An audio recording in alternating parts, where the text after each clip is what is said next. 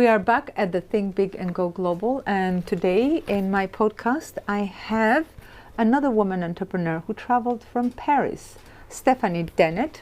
You have been in business for 5 years, and I am very curious to know, what is SD Appro? So SD Appro, SD for Stephanie Denet, and Appro means supply in French, approvisionnement, supply. So I'm specialized in the supply, sourcing and supply of meat and poultry on international markets. This sounds a real business, Stephanie. So how did you end up in this business? Was it planned? Like most of the time we start a business where we thought about it, we had a dream about it, and we planned about it, but it looks like it was something that was not planned, but maybe it was part of your journey. Yes, exactly. It was not at all planned. It was opportunities.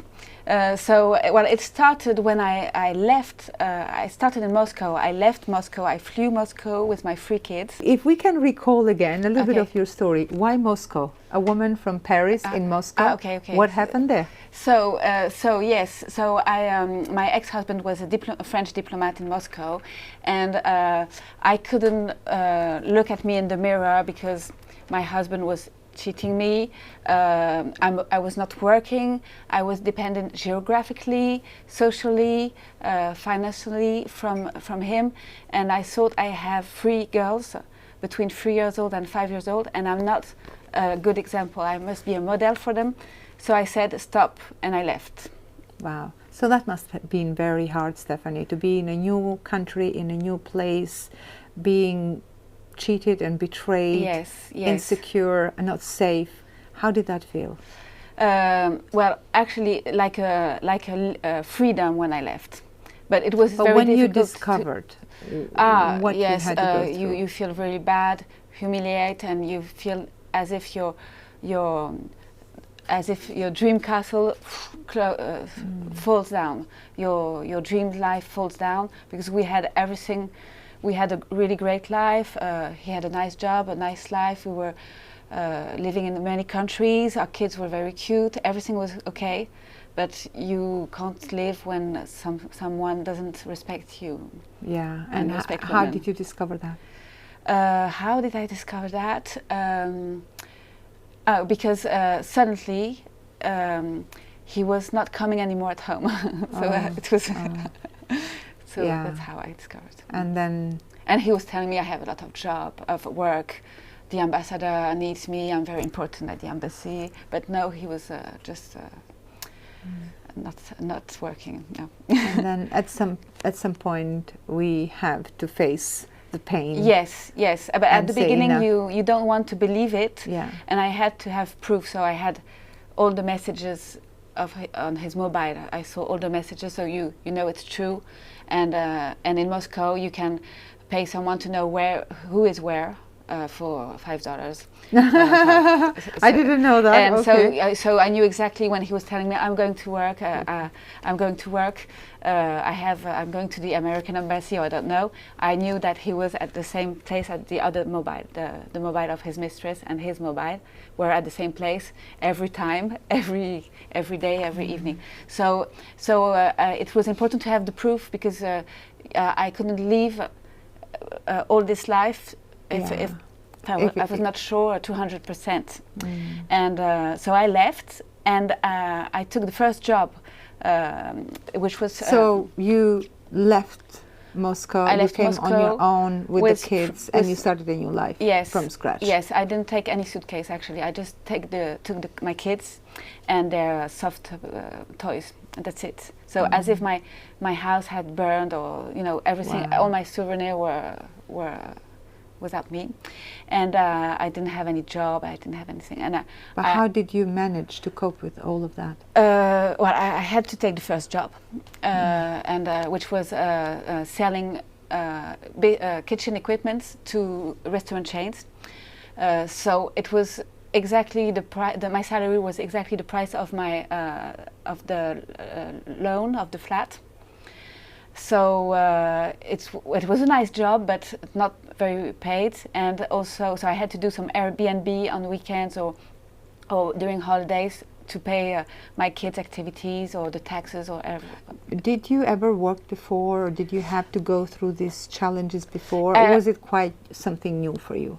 Yes, I worked before, but when you are a diplomatic wife, there are countries where you're not allowed to work. Yes, like right. India, where I was also, and Moscow, because there's too much corruption, and if you are working, you lose your diplomatic protection. So I couldn't work in Moscow, so I stopped quite a long time.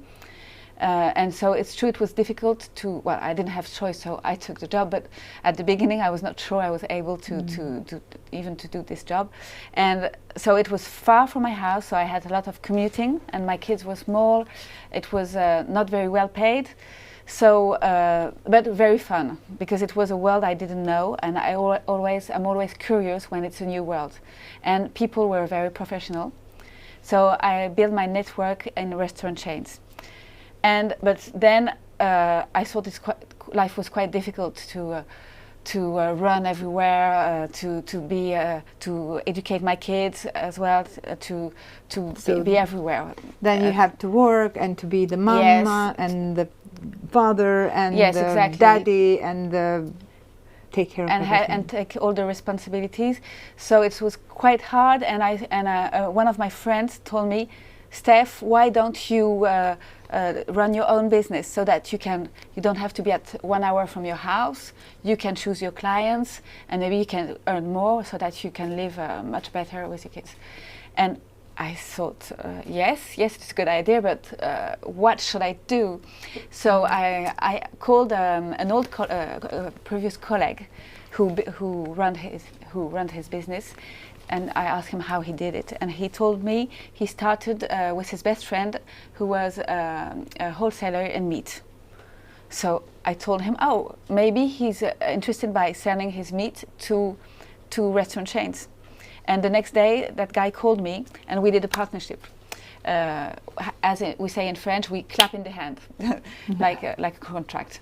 And so I was supposed to find the client, and he was supposed to find the supplier, and we were sharing the margin.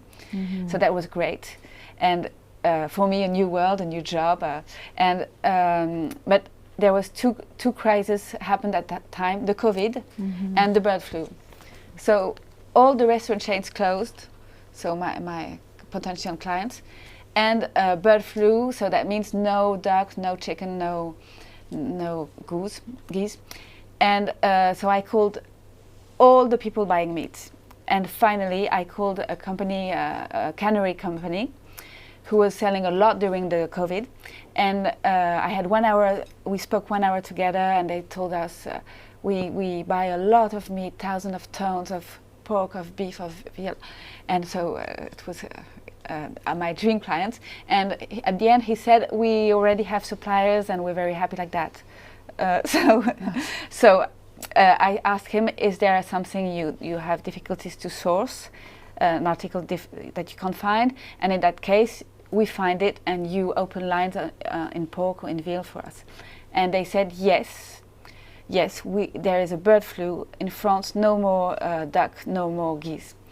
And we need it absolutely for our production of cassoulet. Cassoulet, it's a typical French dish.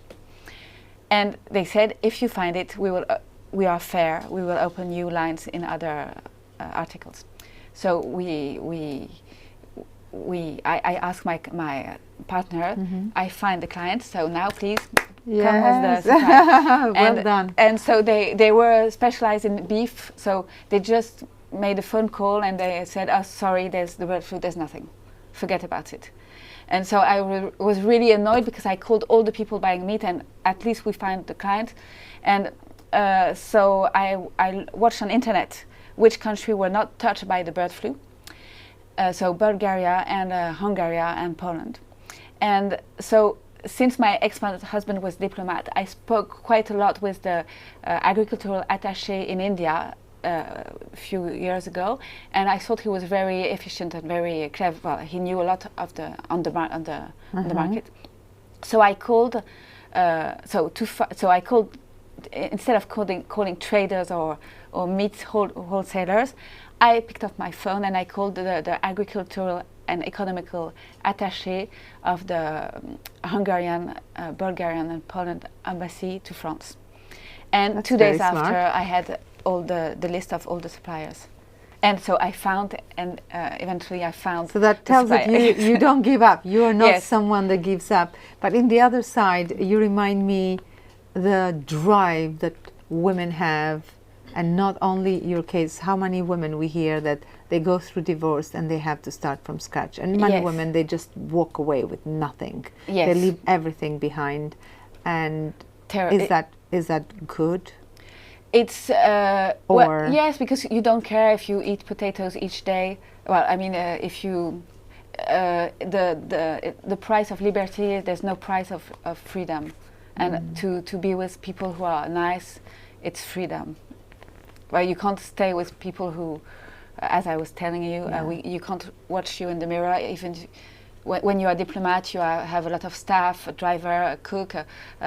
You eat in silver, but it's not great. You better cook your food. Yes, I You was so better happy. have You know, your- when I left, I was so happy. I didn't have anything, but I was so happy. Well Yes. done. That's very, very inspiring story. And now you have been in this journey for over 5 years. Yes, 5 years. So how far have you come, and what is your vision about this business? So now I'm very happy because I have recurrent buyers since the beginning, and new buyers and suppliers. And what I would like to is to, and also I have a partner who's an ex-buyer now, and he's helping me to have French suppliers. And I would like to have foreign clients, because I only have French clients, and I have a lot of foreign European suppliers, and I would like to have European clients, because I start to have a lot of French suppliers. I must say I'm very impressed. I'm sitting here and I'm listening to the whole story, and I was thinking, what would I do if I was in your place? Coming from absolutely nothing with children and start doing a business that I have no clue what it is. So you must be very proud, and your children must be very proud. Yes, they are, yes. And I can't wait to see where this journey is going to go. So thank you so much for being so open and for sharing your story, but also some pain of it, which now has become a strength, and an yes. inspiration for so many women. When they find themselves in that dark moment, there is always a light at the end of the tunnel. And how we get to that light is by finding a new purpose. And you definitely have found that one. Thank you so much, Stephanie. Thank you very much, So Mirela. great to have you. And thanks to you, it's true that since I am at the Global Women's Club, I find a lot of energy, and I feel I can do much more millions that I do, and so it's great. Absolutely. Thank you very are much. unstoppable, and Yes, I there is feel no unstoppable. limit what you Yes, can do. And I will be following your journey, and please keep us posted. And definitely those who resonate with your message, and those customers who need your help, they can definitely understand that you are unstoppable, and when it's needed something, you'll go and get it done. Yes, thank you very much.